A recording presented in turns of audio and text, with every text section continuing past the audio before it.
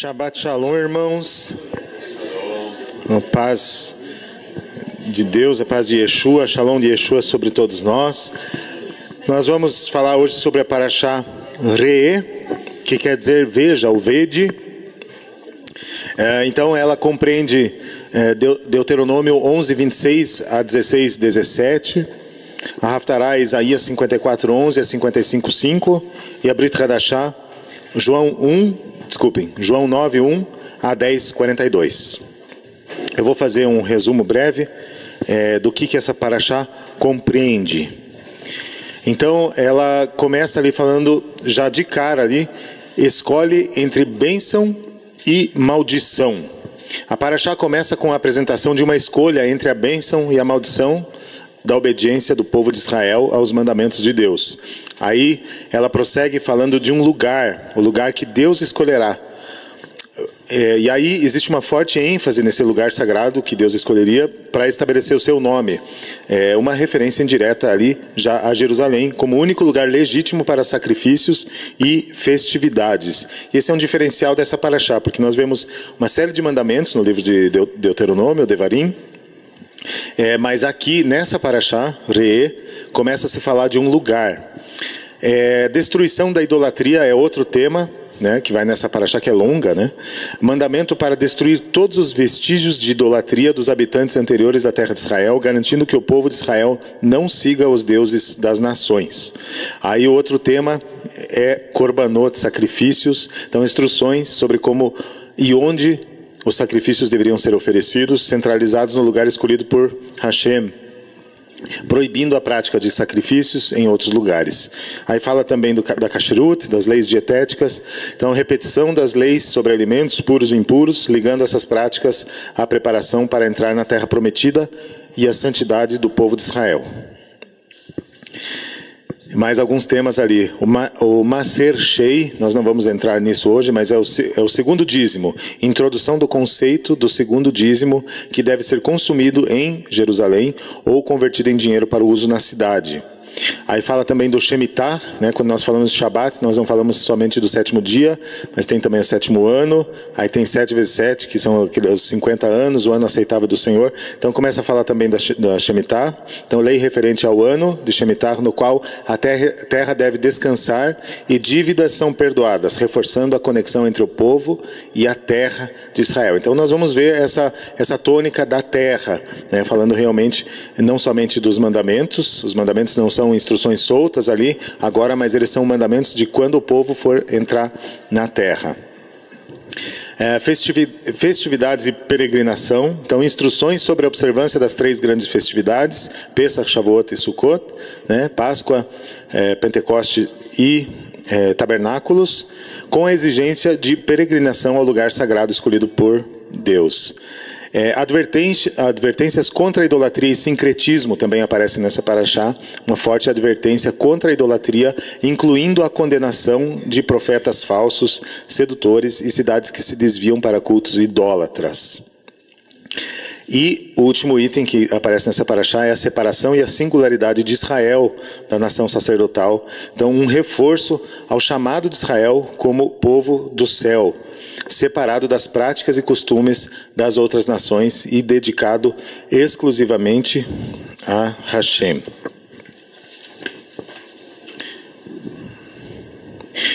Então, o tema central dessa Parashá é a preparação para a vida na terra de Israel e o compromisso com a santidade e a exclusividade do serviço a Deus. Então nós vemos ali em Devarim 12:5, lembrando que começa ali em Deuteronômio 11, né, essa Parashá. Então em 12:5 fala assim: o lugar que Deus, seu Senhor, escolherá entre todas as suas tribos para estabelecer o nome dele lá. Então esse é um chamado irrevogável que o Eterno coloca sobre Israel e sobre Jerusalém. Deixa eu voltar aqui um pouquinho. Então existe esse aspecto único nessa paraxá, né? essa novidade, falando de como o povo deve se comportar quando entrar na terra. Enquanto outras parashot não lidam com a santidade da terra de Israel, mas com os preceitos gerais, muitos dos quais não estão conectados à terra de Israel, essa paraxá ela é única nesse sentido. Então, como que o povo deveria se conduzir na terra prometida? Em Devarim 11:29 fala assim: ora, quando o Senhor teu Deus te introduzir na terra a que vais para possuí-la. E aí em 12:1 fala assim: esses são os estatutos e as ordens que você deve observar cuidadosamente na terra que Deus, o Senhor de seus pais, está lhe dando para possuir. E qual que é a relação disso conosco hoje? Assim como Israel foi chamado a se separar das práticas idólatras ao entrar na terra prometida, todos os crentes, judeus e gentios, cada um com seu chamado, ainda que tenhamos um chamado único, né? Todos espiritualmente somos israelitas, nós sabemos que existem coisas que são específicas ao povo de Israel etnicamente, mas existe um chamado para todos que são revestidos de Yeshua, que são participantes da mesma herança espiritual, que eles devem ser um povo distinto, né? E hoje talvez nós vivemos uma realidade onde os crentes eles tentam, talvez cada vez mais para ganhar pessoas no mundo, se parecer mais com o mundo para às vezes ganhar pessoas no mundo. E não que isso seja ilegítimo, mas essa linha pode ser cruzada quando ela sai da Torá. Então deve haver um cuidado. Quando Pedro, o apóstolo Pedro, Kefa, ele fala assim, que aqueles que não são da fé, eles acham estranho vocês não correrem com eles no mesmo desenfreamento de devassidão, blasfemando de vós. Então a igreja primitiva ela tinha uma diferenciação em relação aos outros povos da terra. Tanto quanto aos costumes, quanto à prática, e especialmente quanto à fé. E é interessante esse termo dos freios, porque quando o Eterno ele quer entregar alguém a si mesmo, né, quer andar sem mim, ele tira os freios dessa pessoa, né, e ele entrega a ela mesma, né. Então a pior coisa que pode acontecer para nós é quando nós perdemos o domínio próprio, perdemos a autorregulação, né, porque isso quer dizer que o Eterno nos entregou nossas próprias paixões. Mas o contrário disso é quando nós temos limites, né, e os limites é exatamente isso que o Eterno começou a dar lá atrás, e isso ganha um aprofundamento na Brit Hadashah, que é a lei do Senhor, né, para nos dar freios, para colocar cercas, como o Roxo sempre fala, né, para nos proteger. Assim como a Gabriela até falou hoje, né, um pai amoroso, ele vai colocar diante de nós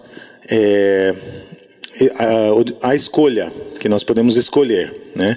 Então, antes dos mandamentos serem dados, a serem seguidos na terra, Deus dá a Israel o poder de decisão. Então, ali onde a paraxá exatamente começa, que é Devarim 11, fala assim: vede que eu ponho diante de vós a bênção e a maldição. A bênção se obedecerdes aos mandamentos do Senhor vosso Deus, que hoje vos ordeno. Porém a maldição se não obedecerdes aos mandamentos do Senhor vosso Deus, mas vos desviardes do caminho que eu vos ordeno, para seguir... vos desviardes do caminho que eu hoje vos ordeno, para seguirdes outros deuses que nunca conhecestes. Então, a bênção condicionada à obediência e a maldição condicionada à desobediência. Mas aí nós temos um problema. Quando nós vamos trazer isso para nós hoje, nós descobrimos que habita dentro do homem, dentro de nós, uma Yetzer Hará, que nós podemos chamar de lei do pecado, né? Ou pode-se dizer a condição intrínseca pecaminosa no homem, né? E o conceito judaico em relação a isso é a Yetzer Hará, a inclinação para fazer aquilo que é mal, né? Quando essa inclinação ela tem um peso, né? E ela pode nos levar a maus caminhos. O Shaul Hashaliach, né? O apóstolo Paulo, ele fala assim: porque eu não faço o bem que quero, mas o mal que não quero, esse eu faço. Ora, se eu faço o que não quero, já não faço eu, mas o pecado que habita em mim.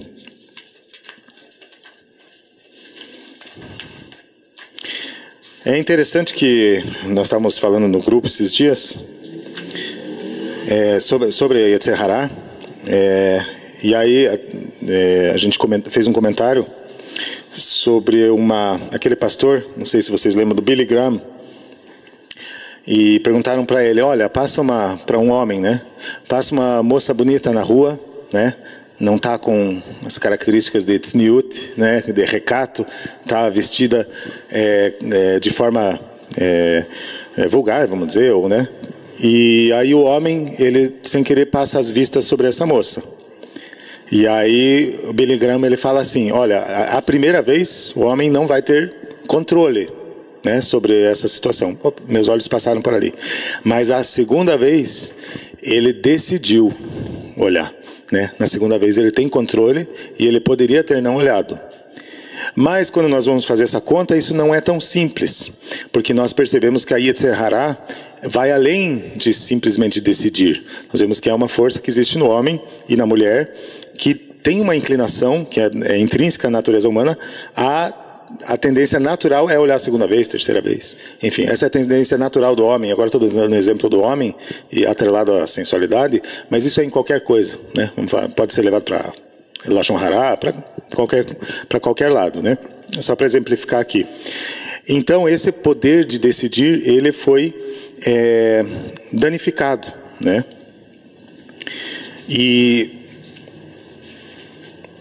Então, haverá momentos em que a nossa Yetzer Hará, que a inclinação para fazer o mal, ela estará mais latente. E por quê?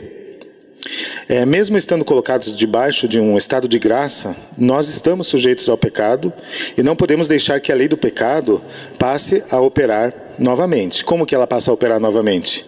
Essa lei do pecado, de que Paulo fala, é quando a Yetzer Hará, quando a inclinação para fazer o mal, ela é fortalecida. Ou quando nós decidimos, ou quando nós desobedecemos a Deus.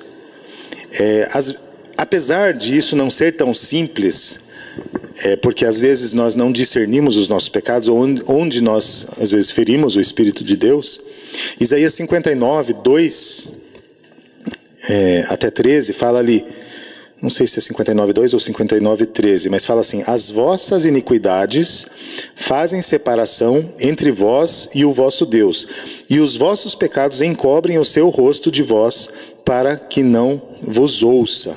Então essa é uma condição, a condição de pecado, ela nos afasta do eterno. Então nós precisamos de uma lei dentro de nós, que nos dê condição de vencer essa inclinação para fazer o que é mal. Como Shaul falou, eu acho essa lei dentro de mim, que quando quero fazer o bem, o mal está comigo. Porque segundo o homem interior, eu tenho prazer na lei de Deus, eu tenho prazer na Torá. Davi, quando nós vamos ler o Salmo 119, ele tinha prazer na lei de Deus, porque ela restaurava a alma, ela fortalecia o homem. Ele fala, olha, se eu não me alegrasse na tua lei, eu já teria padecido faz tempo. Então ele descobre esse prazer na lei do Senhor, mas essa mesma lei acusa, não só Davi, não só Abraão, não só Moisés, mas como todos nós, né? Ela vai mostrar as nossas falhas.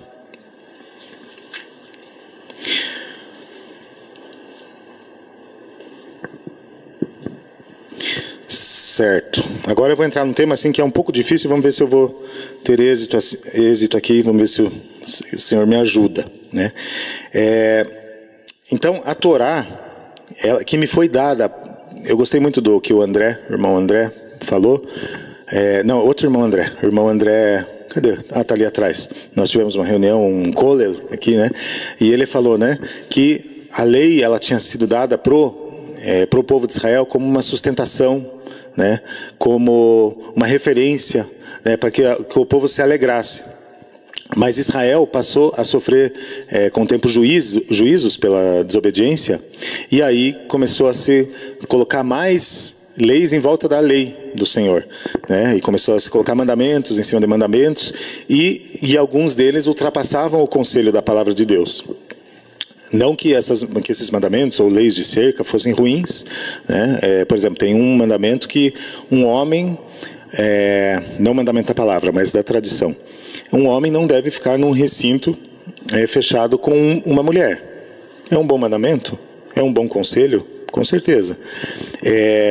Agora, tem outros mandamentos que ultrapassavam o ensino da palavra, né? E aí Yeshua censura aqueles fariseus, saduceus, não me lembro agora, quando o conselho de Deus era ultrapassado, né? Se tornando um jugo pesado. Mas o problema não era somente esse. Foi a tentativa do povo ou da liderança religiosa de tentar resolver todos os problemas do homem através de cercas, através dessas proteções, como se isso pudesse resolver o problema do coração do homem. Então, quando a lei do Eterno ela é infundida dentro do homem, a lei que é santa, o mandamento que é justo e bom, ele encontra no homem um coração temeroso, um coração condicionado ao pecado, que vai tentar resolver as coisas somente por via da constituição do Eterno. Mas isso não vai ser suficiente. Em Romanos 7:11, fala assim, veja, Israel sofrendo muitos juízos, então a liderança começa a colocar várias regras, vários mandamentos, para tentar não colocar mais Israel nessa situação, permitindo esses juízos.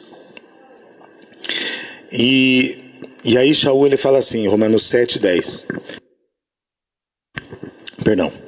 E o mandamento que era para a vida, achei eu que me era para a morte, porque o pecado, tomando ocasião pelo mandamento, me enganou, e por ele me matou. Assim a lei é santa, o mandamento santo, justo e bom. Então, quando a lei do Senhor chega para o coração do homem, nem sempre isso vai se dar de forma exitosa. Por quê? Porque o homem, ele temeu, muitas vezes, ele temeu o juízo de Deus, especialmente por causa da condenação. Quando nós vemos a paraxá que nós estudamos, nós vamos ver que existia a bênção e a maldição. E por causa da maldição, o homem deixava de receber a lei como de um pai amoroso, mas via aquele Deus que pune, né? E realmente, o povo passou por situações de maldição. E aí, essa mistura entre a lei e a carnalidade do homem, ela não deu um caldo bom. Isso Shaul fala em Romanos 8. Ele fala assim, Romanos 8:3. Lembra que ele fala ali, né, o bem que eu quero fazer eu não faço, mas o mal que eu não quero fazer, esse eu faço. Quem me livrará do corpo dessa morte? Porquanto que era impossível a lei, visto como estava enferma pela carne, Deus enviando o seu Filho, em semelhança da carne do pecado, pelo pecado condenou o pecado na carne, para que a justa... Vamos nos concentrar nessa primeira parte. Então, Deus pega toda aquela maldição que estava ali em Devarim e lança sobre o seu próprio Filho. Então, Yeshua, ele morre no madeiro e ele toma a dor que Yeshua sentiu ali. Não era só o afastamento do Pai, mas era que todas as maldições, em todas as épocas, todos os pecados cometidos, que ainda seriam cometidos, caíram ali sobre ele. Então Deus pune o pecado em Yeshua, né? E nós, então, aquilo que nós tentamos fazer, nós não conseguimos, só Yeshua conseguiu, nesse sentido, só Yeshua conseguiu cumprir a Torá verdadeiramente, né? Enviando o seu Filho em semelhança da carne do pecado, né? Pelo pecado condenou o pecado na carne, ele se fez pecado por nós, para que a justa exigência da Torá se cumprisse em nós, que não andamos segundo a carne, mas segundo o Espírito.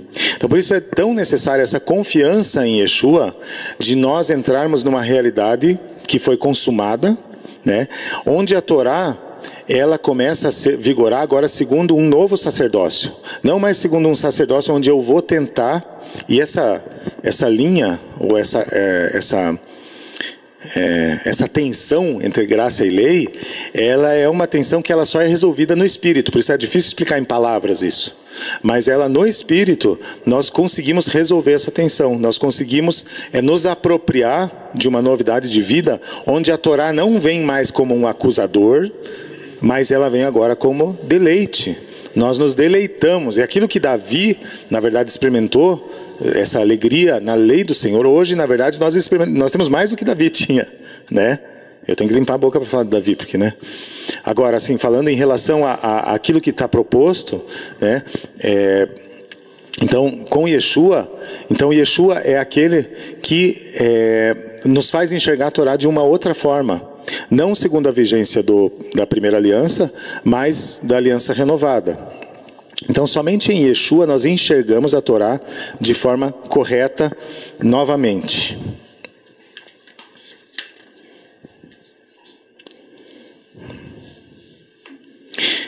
Por exemplo, porque nós poderíamos começar a legislar a Torá. Se nós começarmos a legislar a Torá mesmo, aqui segundo o primeiro sacerdócio, primeiro que nós vamos ter que organizar viagens para Jerusalém 3 vezes por ano para celebrar as festas, né? Que não tem mais templo. Daí a gente vai lá no Brás, lá em São Paulo, né? A gente falou brincando, no templo lá que foi feito. Mas se for para vigorar a Torá mesmo, segundo o primeiro sacerdócio, isso não vai ser possível, né? Então essa Torá, ela precisa vigorar interiormente, né? E esse é o problema, muitas vezes, a visão que as pessoas têm da Torá, quando você fala, não, mas a Torá é boa, o mandamento é santo, justo e bom, eu tenho experimentado, e as pessoas, nossa, mas você vai apedrejar a mulher? Né? A pessoa, ela já vai para um lado obtuso, né, da lei, até um entendimento débil, né? Mas a própria caminhada com o Eterno, ela nos mostra que não tem jeito, nós teremos que lidar com a lei do Senhor. Tinha um homem no passado, não vou citar o nome dele porque não é interessante referendar, mas ele falava assim, que Jesus, a lei, ela me joga para Jesus, mas Jesus me joga de volta para a lei, né? Então, isso é um fato, porque nós podemos falar assim, bom, mas Yeshua é suficiente para me salvar. De fato, ele é suficiente para me salvar. Mas eu tenho um corpo, eu tenho uma vida, eu tenho dias a serem vividos nessa terra. E a Torá, ela vai me servir de instrução. Yeshua devolve a Torá o papel de nos sustentar, de nos dar uma base segura para nós andarmos. E aí tem 2 chaves que é importante que nós entendamos, que talvez foi aonde Hassatan, ele lançou sementes ali, que é especialmente a questão de Israel, entender Israel, né? E a questão do Shabat, que são 2 coisas, parece que, entendeu isso, parece que todo o resto resolve, né? Então a graça de Deus em Yeshua, ela me tira de uma condição de escravidão do pecado, mas ela exige de mim uma nova posição, novas aspirações e novas práticas. A beleza das coisas, essa frase, não conheço David Hume, mas essa frase é boa. A beleza das coisas existe no espírito de quem as contempla. Então, para a Torá pode ser uma coisa maravilhosa. Puxa, que especial, né? Eu tenho Yeshua, eu tenho uma instrução por onde caminhar, mas para o outro, perdão, para o outro, essa Torá pode ser maldição, né? Eu lembro que eu estava andando, quando a Limara começou a trazer algumas coisas a respeito dos judeus messiânicos em 2015 ali, 9 anos, eu estava meio pelejando com ela. Eu falava, mas o que a igreja tem a aprender com os judeus? A igreja tem 500 anos de história, nós não temos nada para aprender com os judeus, nós temos nossos pais, né? E aí, enfim, eu sou... alemão não é teimoso, teimoso é quem discute com o alemão. E eu, teimoso, estava insistindo, olha, não é bem assim, e estava discutindo, a gente debatia mesmo, né? Talvez já aconteceu aí em alguns casais, já ouvi. E debatia teologia e tudo, e ela mostrava alguns versos, você fala, realmente aqui eu nunca tinha olhado, mas eu não dava o braço a torcer porque, enfim, né? Teimoso. Mas um dia eu estava andando na rua, e indo para o trabalho, e aí me veio aqueles versos de Davi, a lei do Senhor é perfeita e refrigera a alma.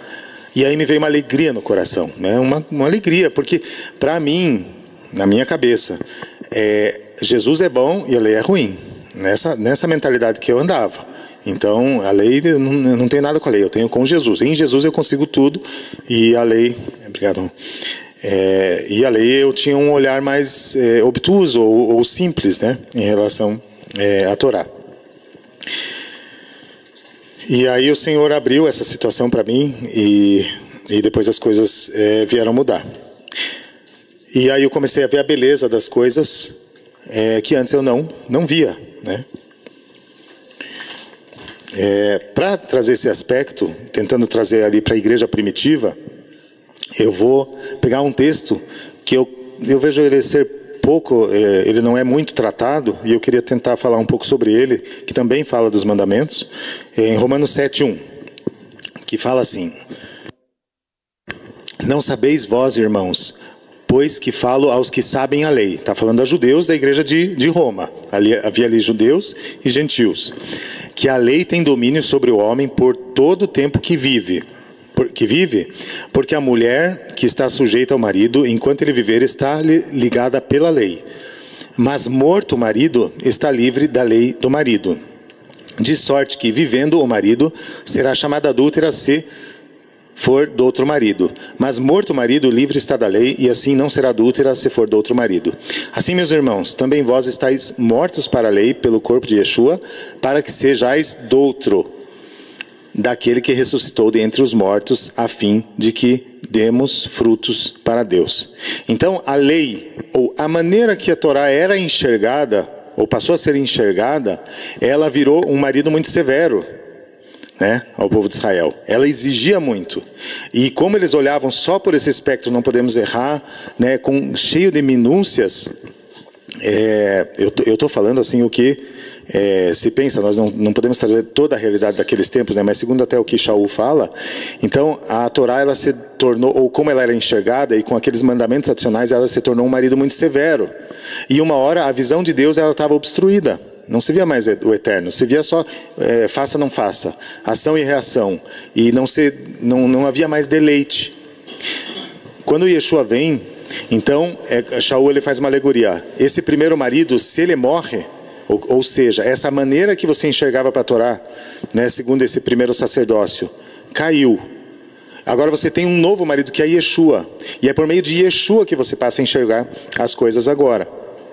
Então, segundo esse novo sacerdote, essa é a Torá de Yeshua, que é a lei de Cristo, que tanto se fala. É olhar segundo esse novo sacerdócio. Vou trazer um comentário do David Stern, que ele fala aqui que essa lei, aqui quando fala assim, né, que a fim de que demos, estáis mortos para a lei. Em que sentido estamos mortos para a lei? Então ele traz 3 aspectos. O primeiro aspecto é em relação à sua capacidade de despertar o pecado nele. Então, a capacidade da Torá de nos fazer pecar não é uma falha da Torá, mas uma falha em nós mesmos. Lembra aquela ideia, por exemplo, que quando você diz para a criança que não pode, aí que isso atiça o pecado, daí que ela quer ir, aí que ela, não toque no fruto, né? Aí que Eva foi, né? Então, nós morremos para essa condição, né? Quando nós nascemos de novo em Yeshua, então, essa Yetzer Hará que nos fazia, que trazia essa potência para transgredir, então ela perde força, porque nós ganhamos essa nova força, que é essa nova lei do Espírito agindo em nós. O segundo aspecto para o qual nós morremos, a capacidade da Torá de produzir sentimentos de culpa irremediáveis. Então nós morremos para isso. A Torá ainda pode produzir sentimentos de culpa em um cristão, como justamente deveria ser toda vez que ele observa como seu comportamento não está à altura do padrão de Deus, no padrão que Deus estabelece na Torá. Mas esses sentimentos são irremediáveis. O remédio é a confiança definitiva na expiação final de Yeshua, o Messias, pelo pecado, seguida por uma constante confissão e arrependimento de pecados, junto com a restauração do que foi prejudicado e a dependência do poder do Espírito e do conselho da Palavra de Deus. Então a Torá ela passa agora a ser uma resposta da graça de Deus. Ela não é mais um meio, não é parte mais de uma estrutura legalista onde eu vou tentar me salvar, né? Esse era o problema que acontecia na Galácia também. Quando nós lemos ali Atos 15:1, fala que tinham descido pessoas da Judéia e disseram, veja que grosseiro, eles falaram assim, que as pessoas na Galácia não poderiam se salvar se não se circuncidassem. Isso era diametralmente oposto ao conselho de Deus. E existe legislação para a circuncisão de judeus, para gentios não é requerida a circuncisão, mas eles queriam aplicar a circuncisão como meio de salvação, sendo que a própria lei nunca fora dada para a salvação, né? O terceiro motivo para o qual nós morremos em relação à Torá é por meio do corpo do Messias, e esse talvez seja o principal, é que por meio da sua morte expiatória, os crentes foram mortos para as penalidades apresentadas pela Torá ao desobedecerem a ela. O Messias nos redimiu da maldição pronunciada na Torá ao tornar-se amaldiçoado em nosso lugar. Então isso nós já falamos antes. Então ele se fez pecado por nós. Então nós pertencemos. Então a Torá vigora, né? Yeshua falou, Mateus 5, 15 a 17, ela está em vigor, mas segundo esse novo sacerdócio.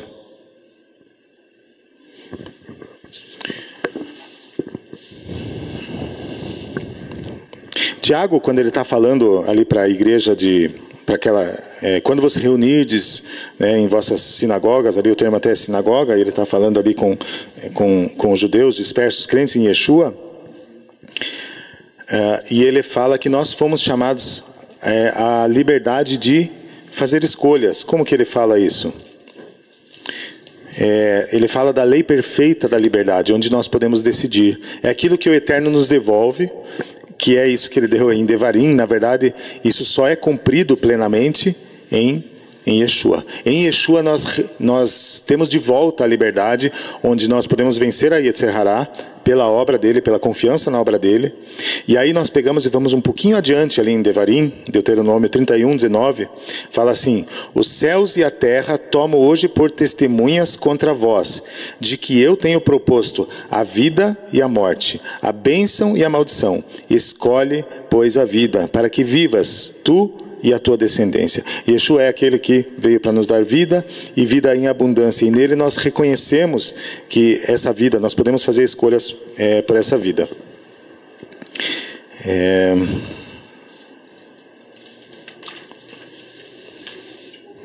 E Tiago fala assim: aquele porém que atenta bem para a lei perfeita da liberdade e nisso persevera, não sendo ouvinte esquecidiço, mas fazedor da obra, esse tal será bem-aventurado no seu feito. Então, a lei perfeita da liberdade é onde nós podemos escolher, né?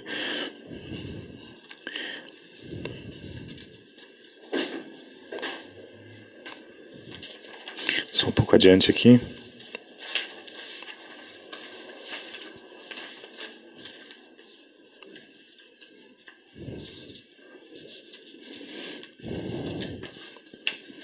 Então, tudo em nossas vidas se resume a escolhas. Agora eu estou falando para pessoas remidas em Yeshua, okay? Porque Yeshua ele reconciliou todas as coisas, e ele reconciliou também a Torá. Ele é o verdadeiro intérprete da Torá, e ele traz o verdadeiro sentido da Torá, né? Que é a Torá do Espírito, né? Tudo em nossas vidas se resume em escolhas, e o resultado de tais escolhas determinará o rumo e a qualidade da vida que teremos aqui e no mundo vindouro. Não existe um pré-determinismo divino que anula o poder de uma escolha correta. Deus já sabia o que eu ia escolher? Provavelmente, né? Mas isso não anula a responsabilidade do homem. Deus valoriza o empenho que temos em fazer as escolhas certas. Ele se alegra conosco quando diligentemente escolhemos a vida, o bem e o que é reto de acordo com a sua palavra. Mais do que isso, ele nos recompensa nessa vida e na vida vindoura quando escolhemos servi-lo em todas as circunstâncias. E o autor da carta aos Hebreus, aos judeus messiânicos, ele escreve assim, Hebreus 6, 10 a 12. Porque Deus não é injusto para ficar esquecido do vosso trabalho e do amor que evidenciastes para com seu nome, pois servistes e ainda servis aos santos. Desejamos, porém, que continue cada um de vós mostrando até o fim a mesma diligência para a plena certeza da esperança, para que não vos torneis indolentes, mas imitadores daqueles que pela fé e pela longanimidade herdam as promessas. Interessante que essa carta aos judeus messiânicos ou aos hebreus fala da mudança do sacerdócio, né? Se há mudança na lei, se há mudança no sacerdócio, há mudança na lei, né? Mas não há anulação da lei, né? E muito rápido as pessoas correm e querem anular a lei, mas isso a própria palavra ela não dá essa margem para nós. E então urge que nós voltemos a enxergar a Torá como instrução, como referência, como base, né?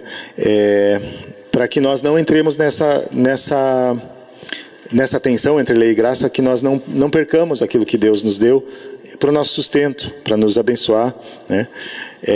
Porque disso trata exatamente a nova aliança. O legalismo sempre vai nos levar a uma visão obtusa, uma visão ignóbil, né? Uma visão onde a letra vai nos matar, né? Se nós vamos para o legalismo, vamos chegar aqui, começar a legislar os 613 mitzvot e vamos sair aqui diferentes. E não é assim. O próprio ensino do Eterno não é assim, né? É gota a gota, como orvalho, ele vai caindo e nós vamos aprendendo, né? E o Eterno é paciente para nos ensinar. Então a pergunta que o Ruach, se nós falarmos pelo Ruach, a pergunta que nós vamos fazer não é eu tenho que fazer isso para ser salvo? Não, a pergunta é eu posso? Porque se eu estou perguntando eu posso, é porque já existe um querer operando dentro de mim, né? A vontade divina, ela está operando dentro de mim. Então eu preciso me render a essa vontade divina, né? Então a nova aliança, que está ali em Jeremias 31 e Hebreus 8:10 é repetido, porque esta é a aliança que eu farei com a casa de Israel. Depois daqueles dias, diz o Senhor, na mente lhes imprimirei as minhas leis, também no seu coração as inscreverei. Eu serei o Deus deles e eles serão o meu povo. Não mais uma lei escrita em tábuas de pedra, mas uma lei que é entalhada nos corações, né? E aí sim, eu deixo de estar debaixo da lei, né? Porque a lei traz consigo o quê? A pena, né? E a pena, sempre quando a pena começa a ficar muito forte, eu posso ser enganado. Shaul, ele fala isso, né? Eu fui enganado, né? Porque a minha carne estava enferma pelo pecado, eu fui enganado e a lei, quando ela chegou a mim, eu vi só a parte da maldição. Então eu deixo de estar debaixo da condenação da lei, para que essa lei seja escrita em meu coração. Ok? Acho que seria isso, então. Lembrando, antes que o Roxo me fale depois, que nenhuma condenação há sobre aqueles que estão em Cristo Jesus, em Yeshua HaMashiach, né? Que Ele levou sobre si as nossas iniquidades, né? Para que hoje nós nos deleitemos. Sim, nós vamos ser corrigidos, vai ter momentos que o Senhor vai nos corrigir, mas nós não pesa nenhuma condenação sobre nós, né? Que nós possamos viver em novidade de vida, porque Shaul, ele fala assim, que quando ele está falando da circuncisão, em 2 momentos ele fala que a circuncisão não é nada, nem a incircuncisão é alguma coisa, mas sim o ser novidade de vida, o viver em novidade de vida. Em outro verso ele fala assim, a circuncisão não é nada, a incircuncisão nada é, mas sim a guarda dos mandamentos de Deus. Então que nós possamos permitir que o Senhor entale a sua palavra em nosso coração. Amém?